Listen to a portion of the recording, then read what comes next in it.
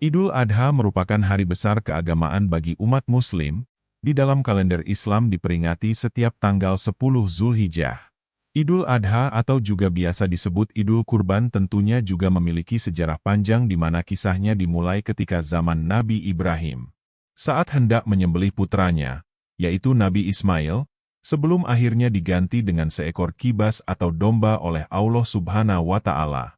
Perintah untuk berkurban, Allah tuangkan dalam Al-Quran Surat Al-Kautsar ayat 1 dan 2. Inna a'tainakal kautsar, fasalli lirabbika wanhar. Artinya, sesungguhnya kami telah memberimu, Muhammad, nikmat yang banyak. Maka, laksanakanlah solat karena Tuhanmu dan berkurbanlah. Perayaan Hari Raya Idul Adha tidak lepas dari pemotongan hewan kurban. Dan kurban itu sendiri berawal dari lahirnya Nabi Ismail alaihi salam.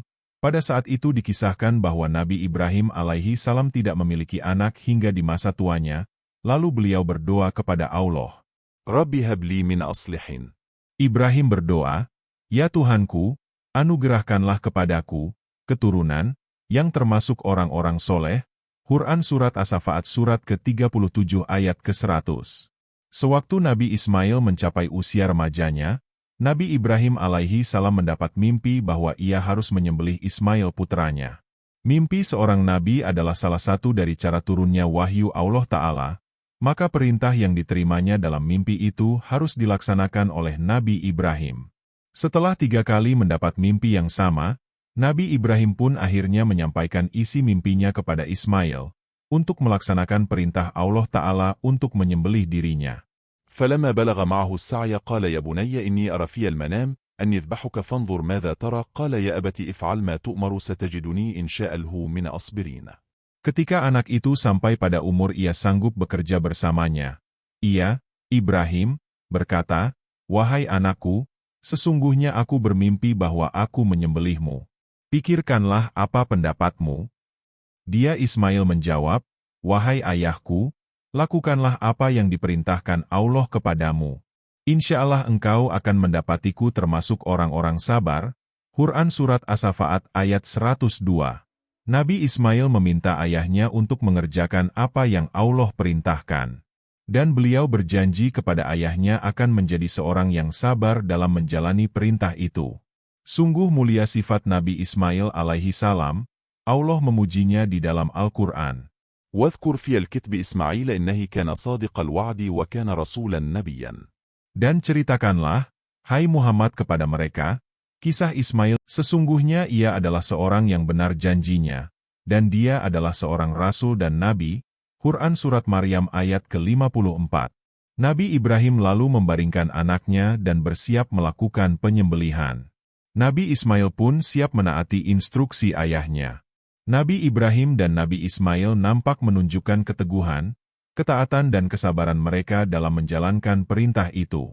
Saat Nabi Ibrahim alaihi salam hendak mengayunkan parang, Allah Ta'ala lalu menggantikan tubuh Nabi Ismail dengan sembelihan besar, yakni berupa domba. ونادينه أني إبراهيم قد صدقت الرؤيا إنا كذلك نجزي المحسنين إن هذا لهو البلاء المبين وفدينه بذبح عظيم. Hai Ibrahim, sesungguhnya kamu telah membenarkan mimpi itu, sesungguhnya demikianlah kami memberi balasan kepada orang-orang yang berbuat baik. Sesungguhnya ini benar-benar suatu ujian yang nyata. Dan kami tebus anak itu dengan seekor sembelihan yang besar. Quran Surat As-Safaat ayat 104-107. Kejadian tersebut merupakan suatu mukjizat dari Allah yang menegaskan bahwa perintah perkorbanan Nabi Ismail itu hanya suatu ujian bagi Nabi Ibrahim dan Nabi Ismail sampai sejauh mana cinta dan ketaatan mereka kepada Allah Subhanahu wa Ta'ala. Ternyata keduanya lulus dalam ujian yang sangat berat itu. Nabi Ibrahim telah menunjukkan kesetiaan yang tulus dengan pengorbanan puteranya untuk melaksanakan perintah Allah. Sedangkan Nabi Ismail tidak sedikit pun ragu atau bimbang dalam menjalankan perintah Allah dengan menyerahkan jiwa raganya untuk dikorbankan oleh orang tuanya. Dari sinilah asal permulaan ibadah kurban dijalankan oleh umat Islam. Ibadah ini dilakukan dengan cara menyembelih hewan kurban, yang bertujuan untuk mendekatkan diri kepada Allah Ta'ala. Hewan kurban kemudian biasanya akan dibagi-bagikan kepada seluruh umat Islam di suatu daerah. Bagi umat Islam, Menjalani ibadah kurban merupakan ungkapan terima kasih kepada Allah Subhanahu wa Ta'ala atas limpahan rezeki dengan cara berbagi makanan kepada mereka yang tidak mampu. Berkurban juga diperintahkan bagi umat Muslim untuk menghapus sifat serakah dan kikir dalam diri. Hukum menjalankan ibadah kurban adalah sunnah muakkadah atau amat ditekankan karena keutamaannya yang agung dalam Islam. Terdapat anjuran untuk melakukan ibadah kurban pada firman Allah Subhanahu wa Ta'ala dalam surah Al-Kautsar ayat 2 yang berbunyi, "Maka dirikanlah solat karena Tuhanmu, dan berkurbanlah." Berikut beberapa aturan hukum umum ibadah kurban yang perlu Anda ketahui. Melakukan ibadah kurban hukumnya adalah sunnah. Waktu hewan kurban disembelih adalah tanggal 10 sampai 13 Zulhijjah. Bagi Muslim laki-laki, disunahkan untuk melakukan ibadah kurban dengan cara menyembelih sendiri atau melihat langsung apabila berhalangan. Hewan kurban haruslah hewan yang sehat, tidak memiliki cacat seperti pincang, buta, tidak dalam keadaan sakit, tidak terlalu kurus, dan sudah cukup umur. Jika melakukan ibadah kurban dengan hewan sakit, cacat, atau terkena penyakit, penting untuk mengetahui ketentuan berikut ini. Hewan kurban memenuhi syarat dan hukumnya sah apabila cacat atau sakitnya ringan, misalnya pecah tanduk yang tidak mengurangi kualitas daging. Hewan kurban tidak memenuhi syarat dan hukumnya tidak sah apabila cacat atau sakitnya berat, pincang, buta, atau sangat kurus, hingga berisiko mengurangi kualitas daging dan membahayakan kesehatan. Syarat berkurban bagi Muslim. Berikut beberapa syarat berkurban bagi umat Muslim. 1. Muslim. Ibadah kurban merupakan salah satu cara untuk mendekatkan diri kepada Allah Subhanahu wa Ta'ala. Itu sebabnya ibadah ini hanya diwajibkan dan dilakukan bagi umat Muslim. 2. Mampu. Membeli hewan kurban menghabiskan jumlah uang yang tidak sedikit. Oleh karena itu, Islam hanya menganjurkan ibadah kurban bagi umat Muslim yang mampu secara finansial membeli hewan kurban. Umat Muslim yang mampu berkurban adalah mereka yang telah menunaikan kewajiban nafkah pada keluarganya dan mampu membeli hewan kurban tanpa memengaruhi kelancaran finansial. 3. Baligh atau berakal. Dalam Islam, baligh merupakan istilah yang menunjukkan bahwa seseorang telah mencapai kedewasaan. Ibadah kurban hanya dilakukan bagi umat Muslim yang sudah baligh dan berakal sehat. Jadi, mereka yang belum baligh atau tidak berakal sehat tidak dibebankan untuk melakukan ibadah kurban. 4. Merdeka. Syarat lainnya adalah bahwa individu tersebut harus berstatus merdeka.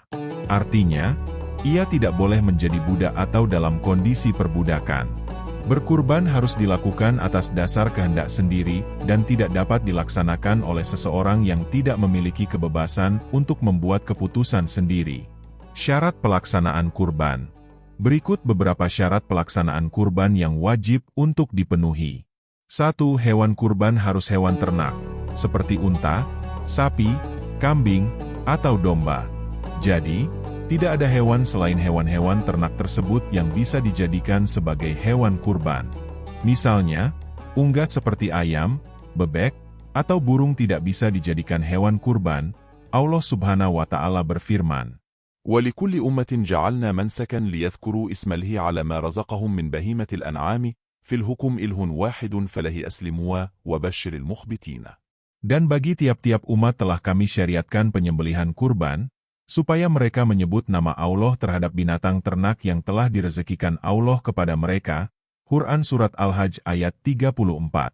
2. Hewan ternak yang dijadikan hewan kurban harus mencapai usia minimal yang sudah diatur syariat Islam.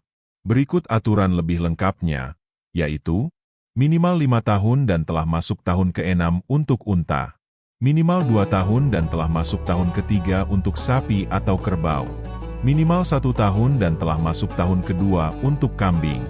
3. Hewan tidak dalam kondisi yang menyebabkannya tidak sah menjadi hewan kurban. Hal ini artinya kondisi hewan kurban harus sehat dan cukup umur. Tidak boleh buta salah satu matanya, pincang salah satu kakinya, sakit yang tampak jelas sehingga kurus dan dagingnya rusak, dan sebagainya. Demikianlah mengenai serba-serbi ibadah kurban dan syarat pelaksanaannya. Semoga bermanfaat.